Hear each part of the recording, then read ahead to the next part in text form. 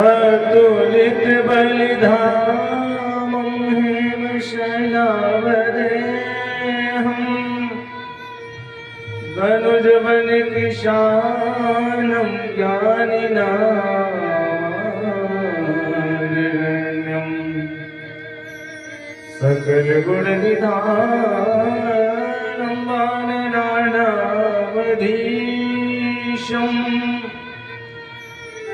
रघुपत प्रिय भक्तं वातजातं नमामि। जय जय श्री राधा रमण, जय जय नवल किशोरी, जय गोपी चित चोर जय जय माखन चोर, जय जय माखन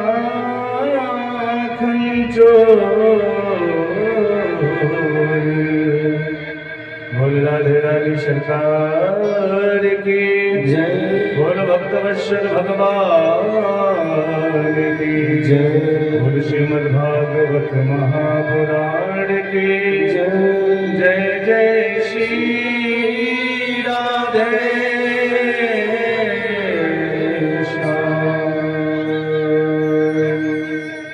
सज्जनों, परम मंगलमय परात्पर अखिलेश्वर कारक करुणा बड़ाले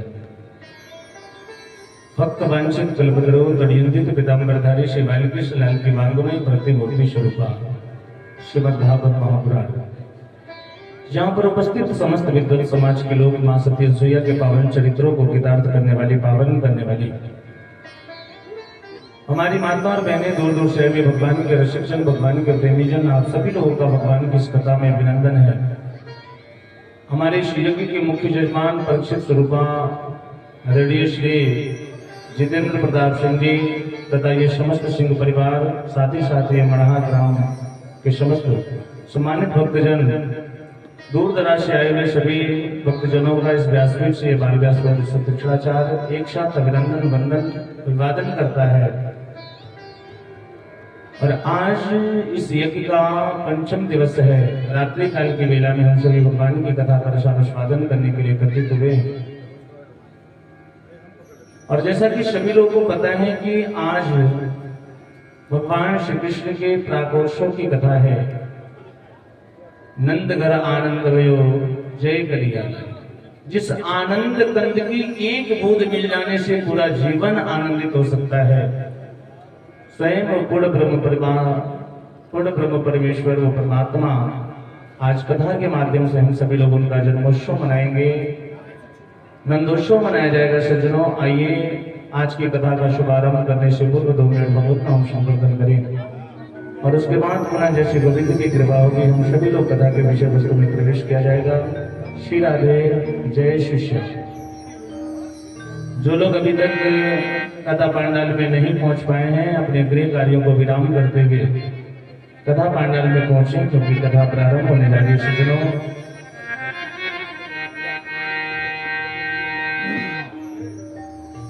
गोविंद विरोहे गोपाल मेरो है। और आप लोगों को भी लगता है कि ठाकुर जी आपके सभी लोग बोलेंगे विंदा विपिन बिहारी नंदलाल मेरो है, गोविंद मेरो है गोपाल मेरो है, गोविंद मेरो है गोपाल मेरो है। वृंदा विपिन बिहारी नंदलाल मेरो है, वृंदा विपिन बिहारी नंदलाल मेरो है। राधा रमन बिहारी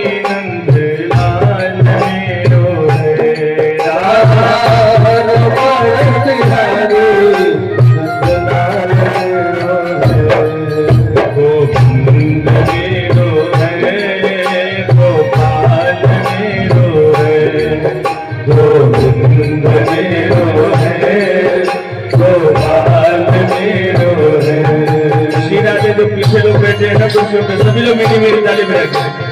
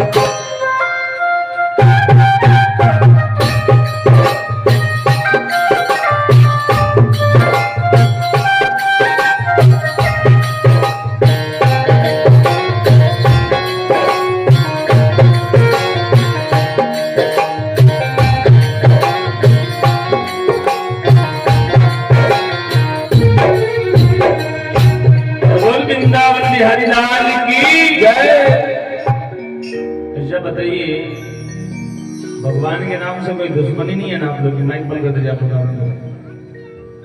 ठाकुर जी से मुकदमा तो नहीं चल रहा है आप लोग का? ऐसा तो नहीं है कि कोई गोविंद गोपाल नाम का आपका पटदार हो, दुश्मन हो, शत्रु हो? या ये भी हो सकता है आपके पति का, भसुर का या ससुर का नाम हो गोविंद गोपाल। बहुत सारी माताएं अपने पति का, ससुर का नाम नहीं लेती। अच्छा, ईमानदारी से सही से बताइएगा, ठाकुर जी के सामने बैठे, झूठ मत बोलिएगा। कितने लोग ऐसे हैं माता जी लोग, कितनी ऐसी माता जी लोग हैं जो अपने पतियों का नाम रख के बुलाते हैं? जरा हाथ ऊपर उठाइए। देखो पहले जमाने में कैसे काम चल जाता था। वो कहते थे वो पिंटू की मम्मी, तो कहते थे हाँ चिंकी के पापा। लेकिन आज के समय में तो सीधे नाम रख के बुलाती है माता।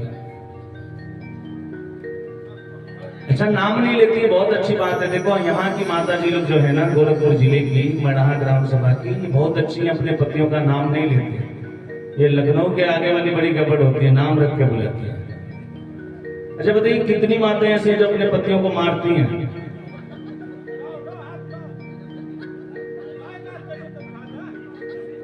कोई नहीं मारता है, वाह बहुत अच्छी बात है, नहीं मारना चाहिए।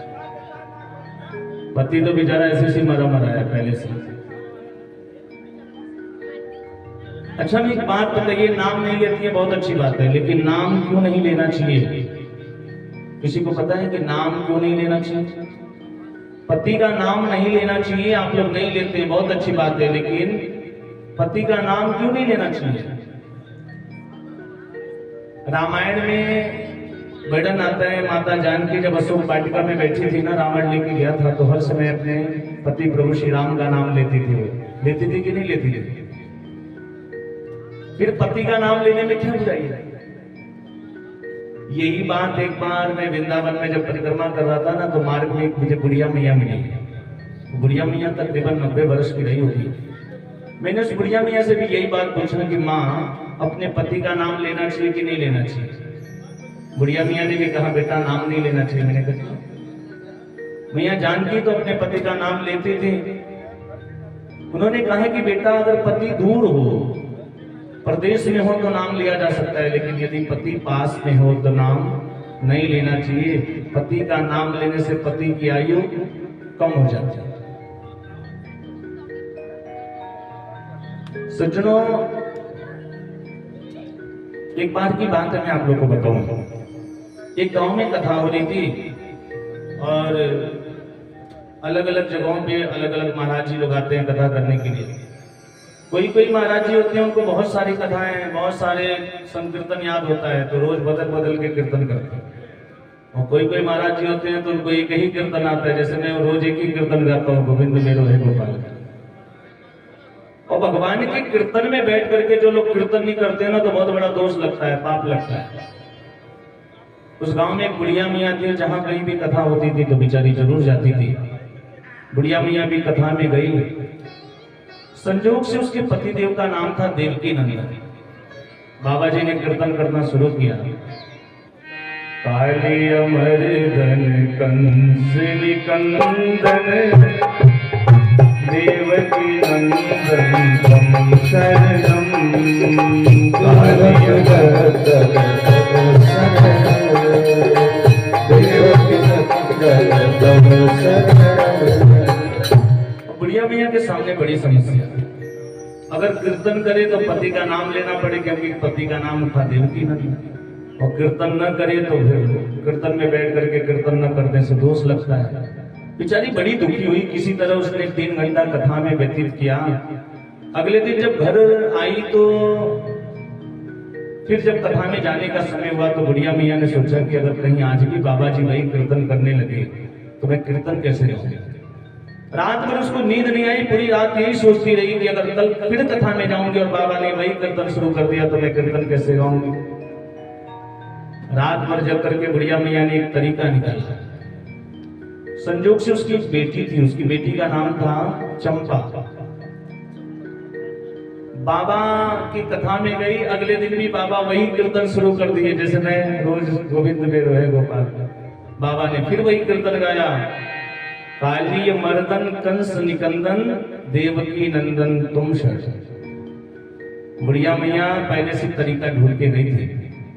बाबा ने कीर्तन किया कि काली मर्दन कंस निकंदन देवकी नंदन तुम शरणम। और बुढ़िया मैया क्या गा रही थी? काली मर्दन कंस निकंदन चंपा के पापा तुम शरणम। क्या गा रही थी? चंपा के पापा तुम शरणम, क्योंकि चंपा के पापा का भी नाम देवकी नंदन ही था। सचिव, ये बात मैं आप लोग को इसलिए कह रहा हूं कि आज चौथा दिन है कथा का। आप लोग के साथ भी अगर ऐसी कोई समस्या है, आपके किसी ससुर भसुर का नाम गोविंद या गोपाल है, तो आप लोग भी कोई तरीका निकाल लीजिए। नहीं आता है तो हमारे आचार्य जी से संपर्क करिए, वो बता देंगे। लेकिन कीर्तन में बैठ करके कीर्तन जरूर गाइए। मैंने दिन में भी कहा था कि भाव को भाव अलग खाला सहु नाम जपत मंगल निशित सहु।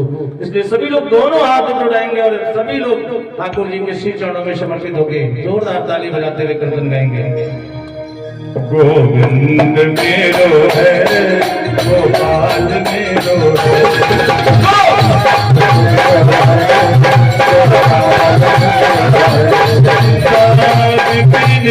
हरे नंद लाल मेरो है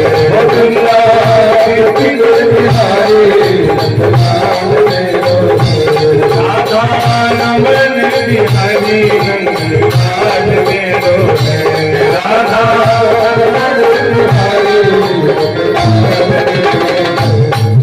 गोविंद मेरो है गोपाल मेरो है गोविंद मेरो है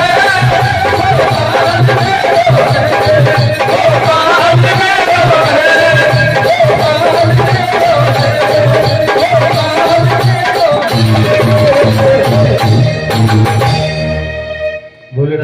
विष्णु भगवान की जय। बोले जग के पुरुष भगवान की जय।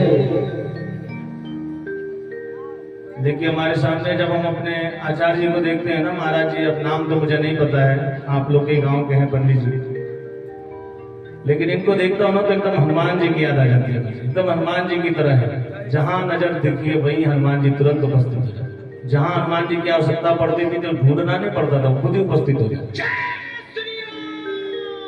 बोले राधे कृष्ण भगवान की। आइए चलिए आज की कथा के विषय वस्तु में प्रवेश किया जाए। आज दिन की कथा में सज्जनों में आप लोग को पुरंजन आख्यान तक की कथा बताया था। और सज्जनों पुरंजन आख्यान की कथा के बाद आगे की कथा में अग्निराज्य का चरित्र आता है, राजा नाभि का चरित्र आता है, ऋषभदेव जी महाराज का राज शासन और उनके पुत्रों को उपदेश करने की कथा है, जड़भरत जी महाराज की कथा है। अन्य 6 द्वीप लोकालोक पर्वतों का वर्णन है, नरकों की विभिन्न गतियों का वर्णन है, कौन सा व्यक्ति किस कार्य को करता है, कौन सी नरक में जाता है, 28 प्रकार के नरकों का वर्णन किया गया है। अजामिलोपाख्यान है, दधीचि ऋषि की हड्डियों से ब्रज का निर्माण, वृत्तासुर की सेना पर आक्रमण, हिरण्यकश्यपु की तपस्या, ब्रह्मा जी से वरदान प्राप्त करना। हिरण्यकश्यपु ब्रह्मा जी से वरदान प्राप्त करके आता है। हिरण्यकश्यपु के पुत्र प्रहलाद जी वे जो भगवान के परम भक्त हुए। हिरण्यकश्यपु प्रहलाद जी को भी असुर बनाना चाहता था, लेकिन प्रहलाद जी के ऊपर तो पहले से भगवान की बड़ी कृपा थी। अनेकानेक प्रकार से भगवान प्रहलाद जी को मारने का प्रयत्न किया, लेकिन सफल नहीं हो पाया। अंत में हमारे नारायण को नरसिंह रूप धारण करके प्रकट होना पड़ा।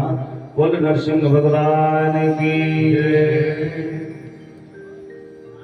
हिरण्यकश्यपु का वध किया है, प्रहलाद जी महाराज को वरदान दिया है। उसके बाद गृहस्थों के लिए मोक्ष धर्म का वर्णन है, ग्राह तथा गजेंद्र की कथा है, समुद्र मंथन की कथा है, देवासुर संग्राम मोहिनी रूप लेकर के जब भगवान आए उनको देख करके भगवान शिव मोहित हो गए, इसकी कथा आती है। राजा बलि की स्वर्ग पर विजय और कश्यप और अदिति माता के द्वारा वामन भगवान का प्रादुर्भाव की कथा है। जिस समय राजा बलि पूरे त्रिलोक पे अपना विजय प्राप्त कर लिया, त्रिलोक का शासक बन गया, उस समय मैया अदिति बड़ी दुखी हुई है। ये देवता और राक्षस एक ही पिता की संतान है सज्जनों। दिति से मैंने बताया था उस दिन कथा में, दिति के पुत्र हुए हिरण्यक्ष और हिरण्यकश्यपु। अदिति के पुत्र हैं देवता। अदिति मैया कश्यप महाराज से कहती है कि महाराज मुझे कोई ऐसा उपाय बताइए जिससे मुझे एक ऐसा पुत्र उत्पन्न हो जो मेरे पुत्रों का गया हुआ राज्य लाकर के वापस दे दे। कश्यप महाराज ने अदिति महारानी को पयोव्रत के बारे में बताया, जो फाल्गुन मास में प्रारंभ किया जाता है। इस पयोव्रत के प्रभाव से भागवत जी में पयव्रत का वर्णन आया है। 13 दिनों तक केवल दूध पी करके ही व्यक्ति रहता है, इस व्रत का नियम है। और इसी व्रत के प्रभाव से वामन भगवान का प्रादुर्भाव है। और वामन भगवान का प्रादुर्भाव किस महीने में हुआ पता है आपको? अक्सर लोग कहते हैं कि भादों का महीना बड़ा खराब है। तमाम लोग आपस में बात करते हैं भदवारी लग गई बा, भादों का महीना लग गई बा। लेकिन अगर आध्यात्मिक दृष्टि से देखा जाए तो भादों का महीना बड़ा शुभ होता है।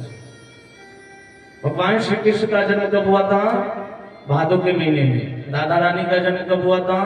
भादों के महीने में। बलराम जी का अवतार कब हुआ? भादों के महीने में। और वामन भगवान का भी अवतार भादों के महीने में। और देखिए हमारे बगल में हमारे दुर्गेश भाई के मामा जी बैठे, ये भी भादों में ही पैदा हुए थे। इसीलिए वीरभद्र की तरह बिल्कुल जो है बलराम जी की तरह दिखाई देते हैं। बोल वृंदावन बिहारी लाल की जय। थोड़ा सा आवाज बढ़वा दो महाराज जी का, एक पॉइंट आवाज बढ़ाइए।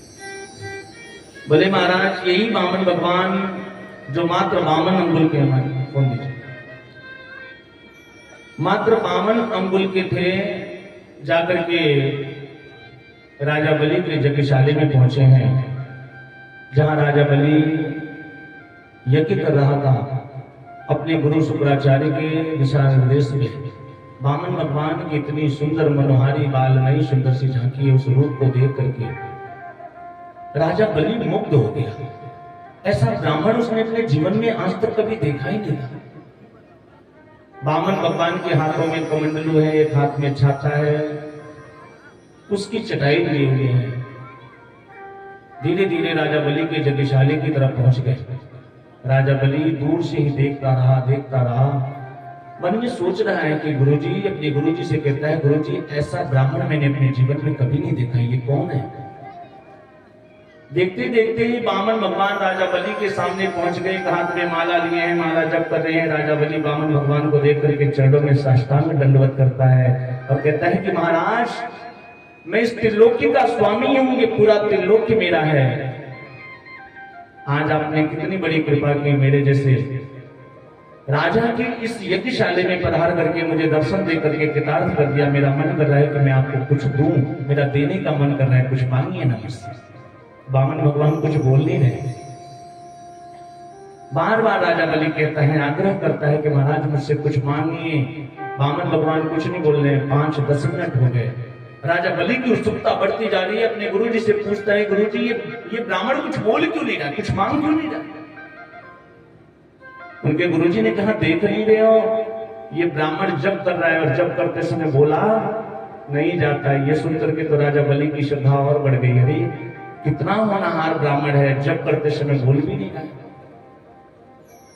जब कुछ देर के बाद माला पूरी हुई, इधर राजा बलि अपने आप अपने मुंह से कहा, महाराज मेरा मन कर रहा है ना, आपको मैं कोई राज्य दे दूं। आप कहते तो मैं सोने का महल बना करके दे देता, कुछ बोलिए तो सही। वामन भगवान चुपचाप मुस्कुरा रहे हैं और मन में सोच रहे हैं कि राजा बलि, ये जो तेरा अहंकार है ना कि मैं तीनों लोक का स्वामी हूं, आज ये अहंकार समाप्त हो जाए। कुछ देर के बाद जब वामन भगवान की माला पूर्ण हुई तो वामन भगवान ने कहा, वो हो आप ही राजा बलि हैं? बलि ने हाथ जोड़ करके कहा, हाँ महाराज, मेरा ही नाम राजा बलि है। वामन भगवान ने कहा कि आपके बाबा बड़े प्रतापी थे, वो भी बड़े दानवीर थे। इतना ही नहीं, आपके पिता विरोचन भी बड़े दानी थे और बड़े प्रतापी थे। ऐसे दानियों के कुल में जन्म लेकर के यदि तुम दान की बात करते हो तो यह आश्चर्य की बात नहीं। राजा बलि की श्रद्धा और बढ़ गई। सोचने लगा कि ये छोटा सा ब्राह्मण मेरे पर बाबा मेरे पिताजी को सब कुछ जानता है। अच्छा, मांगने की पद्धति भी ये सच है। अगर किसी से कुछ लेना है ना तो पहले खूब प्रशंसा करिए उसकी, इतनी प्रशंसा करिए कि वो खुद ही प्रसन्न होकर के देने के लिए परेशान हो। राजा बलि की श्रद्धा और बढ़ गई। बोले, महाराज आप कहाँ रहते हो, कुछ मांग लेते मुझसे, आपका आश्रम कहाँ है, आपकी कुटिया कहाँ है? वामन भगवान ने कहा कि देखो भाई, मैं कभी किसी से कुछ लेता नहीं हूँ, और यदि मैंने तुमसे ले लिया तो मेरा नियम खराब हो जाएगा, मेरा नियम बिगड़ जाएगा, इसलिए मैं आपसे कुछ ले नहीं सकता। बलि की श्रद्धा इतनी ज्यादा हो गई थी कि नहीं महाराज ऐसा मत करिए, कुछ तो ले लीजिए, आप मेरा देने का मन कर रहा है। अच्छा छोड़िए, सब बात छोड़िए, आप ये बताइए आपका विवाह हुआ है कि नहीं? वामन भगवान ने कहा, नहीं। क्यों राजन, मेरा विवाह क्यों पूछ रहे, मेरा विवाह करवाओगे क्या? राजा बलि ने कहा, मैं हर साल 10-20 कन्याओं का विवाह करवाता हूं, आपका भी करवा दूंगा। वामन भगवान ने कहा, वाह रे राजन, आप तो बड़े अच्छे हैं, मेरे विवाह की बात कर रहे हैं, लेकिन अभी मैं अकेला हूं तो मुझे किसी वस्तु की आवश्यकता नहीं है। बारिश आती है तो मैं छाता लगा लेता हूं, मुझे प्यास लगती है तो कमंडलू से जल ले लेता हूं, नींद आती है तो मैं इतना छोटा हूं चटाई बिछा करके सो जाता हूं, इससे ज्यादा की मुझे आवश्यकता ही नहीं है। कर पात्र उधर झोली, हाथ ही मेरे पात्र हैं, और जितना मेरे उधर में आ जाए, पेट में आ जाए, यही मेरी झोली है, इससे ज्यादा की मुझे आवश्यकता नहीं है। आप मेरा विवाह करवा दोगे, ब्राह्मणी आ जाएगी तो उसके रहने के लिए क्या व्यवस्था होगी? राजा बलि ने कहा, उसकी चिंता मत करिए महाराज, मैं आपको सोने का महल बनवा करके दान कर दूंगा। वामन भगवान ने कहा, राजन आप तो बहुत अच्छे हैं, एक बात बताइए, जब ब्राह्मणी आ जाएगी तो कुछ बाल गोपाल भी पैदा होंगे कि नहीं होंगे? बोले, हाँ होंगे। वामन भगवान ने कहा कि अगर मान लो 10-5 बाल गोपाल पैदा हो गए, और मैंने सुना है कि जब कोई व्यक्ति मर जाता है, परिवार में यदि कोई व्यक्ति मर जाता है तो उसके लिए पूरे परिवार के लोग बैठ करके रुदन करते हैं, रोते हैं, और मेरे 10-5 बालक पैदा होंगे तो कोई जरूरी तो नहीं है कि सबके सब जीवित रहें, एक आध मर भी सकते हैं। बोले हम मर सकते हैं। बोले अगर मेरे बाल गोपाल मर जाएंगे तो रोने के लिए किसको बुलाओगे? रोने वाला कहां से लाओगे? राजा बलि ने कहा महाराज बच्चे आपके मरेंगे तो रोना आपको ही पड़ेगा, रोने वाला किराए पे थोड़ी रहेंगे। वामन भगवान ने कहा फिर ऐसा काम ही क्यों करने जाए कि आगे चल करके रोना पड़े, ना विवाह होगा, ना बच्चे होंगे, ना मरेंगे, ना मुझे रोना पड़ेगा, इसलिए विवाह कैंसिल। राजा बलि हाथ जोड़ करके वामन के चरणों में पड़ गया, महाराज मैं बड़ी इच्छा से बड़ी मुश्किल से आपको तैयार किया था, विवाह होता तो आप मुझसे दान लेते, अब विवाह कैंसिल कर दिया तो मुझसे कुछ दान भी नहीं लेंगे, कुछ तो ले लीजिए। बार बार जब जिद करने लगा तो वामन भगवान ने कहा कि राजन यदि तुम देना चाहते हो तो अपने हाथ में जल लेकर के संकल्प करो और मुझे मेरे पैर से, मेरे पग से 3 पग भूमि दान देने का संकल्प करो, बस 3 पग भूमि। राजा बलि हंसने लगा, तुम जितने बामन हो ना, जितने छोटे हो, हमेशा बामन के बामन ही रह जाओगे, जितने छोटे तुम उतनी छोटी तुम्हारी बुद्धि। त्रिलोक के स्वामी के सामने खड़े होकर के 3 पग भूमि मांग रहे हो, और वो भी इतने छोटे छोटे पैरों से। कोई राज्य मांग लिया होता, कोई महल मांग लिया होता, मैं तुझे दे देता, ये 3 पग भूमि मांग करके क्या करेगा? वामन भगवान ने कहा देखो देना है तो 3 पग ही भूमि देना पड़ेगा, अन्यथा मैं जा रहा हूं, मुझे कुछ नहीं चाहिए, और वो भी बिना संकल्प के नहीं लूंगा। आप पहले हाथ में जल लेकर के संकल्प करो, उसके बाद लूंगा। संकल्प का मतलब समझते हैं सज्जनों आप? संकल्प का मतलब होता है कि रजिस्ट्री पक्की होगी और आप अटर्नी आपकी तैयार होगी। आप लोग तीर्थों में जब जाते हैं, अभी मान लीजिए आप लोग, हमारे जजमान जी गए थे ना गया, तीर्थों में पंडा लोग होते कि नहीं होते? वो लोग कहते हैं महाराज ये दान कर दीजिए, वो दान कर दीजिए, ये संकल्प कर दीजिए। आप कितना भी कहोगे देखो पैसा नहीं है, थोड़ा सा लेके आया था खत्म हो गया, नहीं है कहां से करो? वो बोलेगा अरे हम आपसे मांग थोड़ी रहे हैं, आप संकल्प कर दीजिए, नाम लिखवा दीजिए, अब कभी आएंगे घूमते घूमते तो दे दीजिए। वो जानता है कि संकल्प कर देने के बाद यदि व्यक्ति उस चीज को पूर्ण नहीं करता है तो वो नरक का गामी होता है। इसलिए कभी भी संकल्प बड़ा सोच समझ के करना चाहिए। राजा बलि जैसे ही अपने हाथ में जल लेने के लिए कमंडलू को उठाया और कमंडलू को टेढ़ा किया, इधर शुक्राचार्य जी राजा बलि से कहते हैं कि बलि ये छोटा सा ब्राह्मण संकल्प वाली बात पे बार बार इतना जोर क्यों दे रहा है? मुझे तो लगता है कि ये साक्षात विष्णु है, छलिया है तो उसे छल करने के लिए आया है। संकल्प मत करना, और गुरु का कर्तव्य होता है कि अपने शिष्य के अंतिम क्षण तक उसकी रक्षा करे। शुक्राचार्य जी वही कर रहे हैं। राजा बलि ने कहा कि हे गुरुदेव, अगर ये साक्षात विष्णु ही क्यों ना हो, अगर ये वामन विष्णु ही होगा तो मेरे वहां चल करके आया है, याचक बन करके आया है, कुछ मांगने के लिए आया है, आज मैं इसको अवश्य दान करूंगा। तो महाराज जैसे कमंडलू के जल को लेकर के कमंडलू को टेढ़ा किया, हाथ में जल लेना चाहता था। आपने देखा होगा तीर्थों में कमंडलू जो होता है उसमें टोटी सी बनी रहती है। शुक्राचार्य जी उसी टोटी में जाकर के बैठ गए, एक आंख उसी टोटी में लगा करके देख रहे थे दोनों में क्या वार्ता हो रही है। बलि कमंडलू को टेढ़ा कर रहा है, हाथ में जल नहीं आ रहा है। भगवान समझ गए, भगवान ने उसकी जगशाली से एक कुसा निकाली और राजा से कहा राजन लगता है कमंडलू में कुछ फंस गया है। और जैसी कुसा को अंदर घुसाया ना, शुक्राचार्य जी बिल्कुल आंख लगा करके देख रहे थे, उनकी आंख फूट गई और उसी दिन से शुक्राचार्य जी काने हो गए। आज भी जब किसी की विदाई की बात होती है ना तो शुक्र का विचार किया जाता है।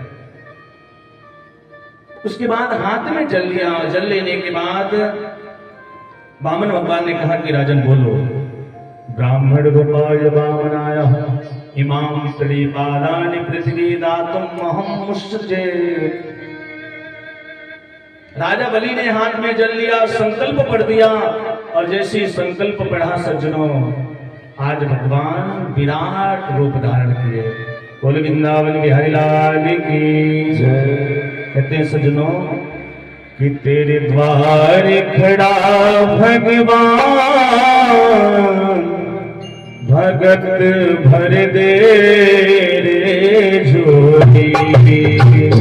तेरे द्वार खड़ा भगवान भगत भर दे झोली। तेरे द्वार खड़ा भगवान भगत भर दे झोली। तेरे द्वार खड़ा भगवान भगत भर दे झोली।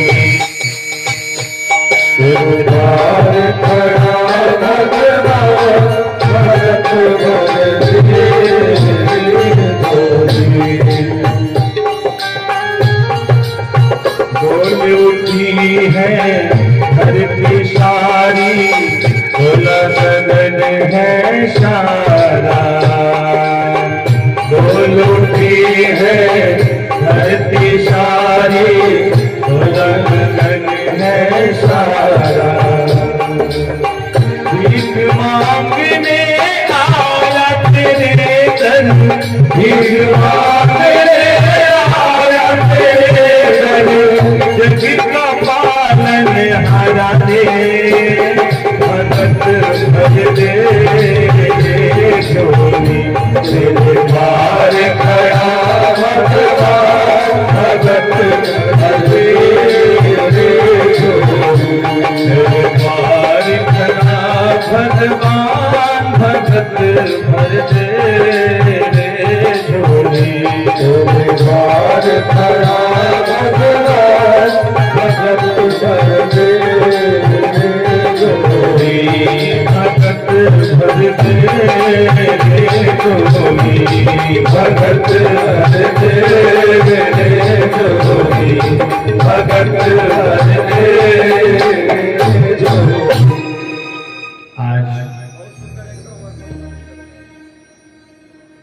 आज विराट रूप धारण किया वामन भगवान ने। इतने बड़े हुए कि राजा बलि ऊपर नजर उठा करके देख रहा है ना, तो वामन भगवान का मुख दिखाई नहीं दे रहा था। और महाराज वामन भगवान ने 2 पग में ही राजा बलि का सर्वस्व नाप लिया। पहला कदम जब ऊपर बढ़ाया ना, तो भगवान का पैर सप्तऋषि मंडल से ऊपर ब्रह्म लोक में पहुंचा, जहां ब्रह्मा जी ने वामन भगवान के चरण के अंगूठे को, दाहिने पैर के अंगूठे को धो करके अपने कमंडलों में रखा है। और वामन भगवान के चरणों से ही जो जल निकला था, जो ब्रह्मा जी के कमंडलों में पहुंचा था, यही श्रीमती गंगा महारानी। बोल श्रीमती गंगा महारानी की। 2 पग में राजा बलि का सर्वस्व सब कुछ नाम है। और उसके बाद वामन भगवान राजा बलि के सामने आकर के खड़े होते हैं, कहते हैं कि राजा, तुमने मुझे 3 पग भूमि देने का संकल्प किया था और 2 पग में ही मैंने तुम्हारा सब कुछ नाप लिया। तुम्हें बड़ा अभिमान था ना कि मैं त्रिलोक्य का स्वामी हूं, मुझसे मांगना नहीं आता है। बताओ मैं 1 पग भूमि कहां पे अपना तीसरा पैर कहां रखूं? अगर मुझे 3 पग भूमि नहीं देते हो तो तुम नरक जाने के लिए तैयार हो जाओ। गरुड़ को आदेश किया, जल्दी से राजा बलि को रस्सियों से बांध दो। राजा बलि रस्सियों से बंधा, रस्सियों में बंधा और हाथ जोड़ करके वामन भगवान से कहता है कि प्रभु, मैं आपसे बात पूछना चाहता हूं। इस संसार में संपत्ति बड़ी होती है कि संपत्ति का मालिक बड़ा होता है? वामन भगवान ने कहा कि बलि, संपत्ति का मालिक बड़ा होता है। अगर संपत्ति चली जाए और संपत्ति का मालिक है तो पुनः संपत्ति अर्जित कर सकता है। राजा बलि ने कहा कि हे प्रभु, आपने 2 पग में मेरी संपत्ति, मेरी वैभव, मेरी प्रॉपर्टी को नापा है। इस संपत्ति का मालिक राजा बलि आपके सामने खड़ा है। और इतना कहकर के राजा बलि हाथ जोड़ करके भगवान के चरणों में गिर गया और कहता है कि महाराज, आप अपना तीसरा पग मेरे मस्तिष्क पे रख दीजिए। इस पूरी संपत्ति का मालिक आपके सामने खड़ा है। वामन भगवान ने अपना तीसरा चरण राजा बलि के मस्तिष्क पे रखा, लेकिन वामन के नेत्रों से आंसू झलके। वामन भगवान रोने लगे और कहते हैं कि राजन, मैं आया तो था तुझे छलने के लिए, लेकिन यहां आकर के मैं छला गया। इसलिए हे राजा बलि, जो सुतल लोक का राज देवताओं को भी दुर्लभ है, वो राज्य में तुम्हें अपनी तरफ अन्यास देता हूं। इसके अलावा अगर कुछ मांगने की इच्छा है तो मुझसे मांग लो, मैं तुम्हें देना चाहता हूं। राजा बलि ने हाथ जोड़ करके कहा कि महाराज यदि देना चाहते हैं ना तो यही दे दीजिए कि मैं अपने महल के जिस भी दरवाजे से निकलूं मुझे आपके दर्शन हो। भगवान ने कहा इसका मतलब तो ये है ना कि मैं तुम्हारा द्वारपाल बन जाऊं, तुम्हारा नौकर बन जाऊं। मुझे क्या पता कि तुम अपने महल के किस दरवाजे से कब निकलोगे। सो महाराज वामन भगवान जाकर के राजा बलि के दरवाजे पे खड़े हो गए। इधर कई दिन बीत गए, कई महीने बीत गए। माता लक्ष्मी परेशान है, वामन भगवान को अपने पति को ढूंढ रही है, विष्णु भगवान को। श्री हरि नारायण कहाँ चले गए। नारद जी ने आकर के बताया कि वो तो राजा बलि के वहां पहरेदार बन करके खड़े। सज्जनों धीरे धीरे सावन का महीना आया, सावन की पूर्णिमा का पर्व आया। और सावन की पूर्णिमा के दिन हम लोग कौन सा पर्व मनाते हैं? सावन की पूर्णिमा को रक्षाबंधन का पर्व होता है ना। रक्षाबंधन का पर्व आया, माता लक्ष्मी बलि के राज्य में पहुंचे हैं। उस दिन हर बहन अपने भाई के कलाई पे रक्षा बांधती है, राखी बांधती है, धागा बांधती है। और उस समय उसका भाई उसको कुछ न कुछ देता है, साथ ही अपने बहन को आशीष देता है और यह वचन देता है कि बहन जब भी तुम्हारे जीवन में कोई मुसीबत आएगी, कोई संकट आएगा, अपने भाई को याद करना। ये भाई तुम्हारे लिए पूरे जीवन, जब तक मेरा जीवन है, मैं एक लोटा जल और एक वस्त्र लेकर के सदैव तुम्हारे लिए तैयार रहूंगा। उस दिन हर भाई अपनी बहन को कुछ न कुछ उपहार देता है। मैया लक्ष्मी जाती है, राजा बलि के हाथ में राखी बांधा है, रक्षा बांधा है। बांधने के बाद बलि ने कहा कि बहन तुमने एक बहन का कर्तव्य निभाया है, मैं तुम्हें पहचान तो नहीं रहा हूं, लेकिन आज हर भाई अपनी बहन को कुछ न कुछ देता है। सो मेरा भी देने का अधिकार बनता है। इसलिए है बहन बताओ तुम्हें क्या चाहिए, मैं तुम्हें क्या दे सकता हूं।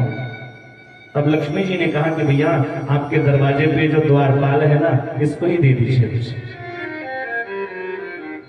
बलि ने कहा कि ये कोई साधारण द्वारपाल नहीं है, तुम कौन हो, अपना परिचय दो। लक्ष्मी जी ने अपना परिचय दिया है और उसके बाद भगवान को लेकर के अपने साथ में आई है। सज्जनों आज भी एक रूप में भगवान राजा बलि के वहां पहरेदारी किया करते। बोले वृंदावन बिहारी लाल की।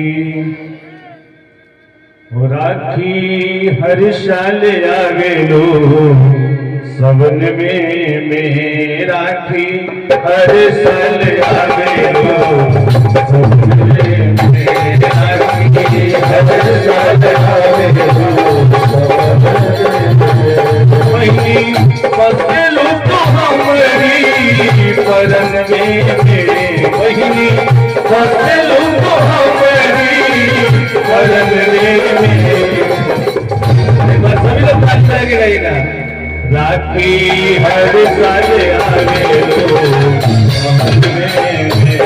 राखी हर साल आगे लो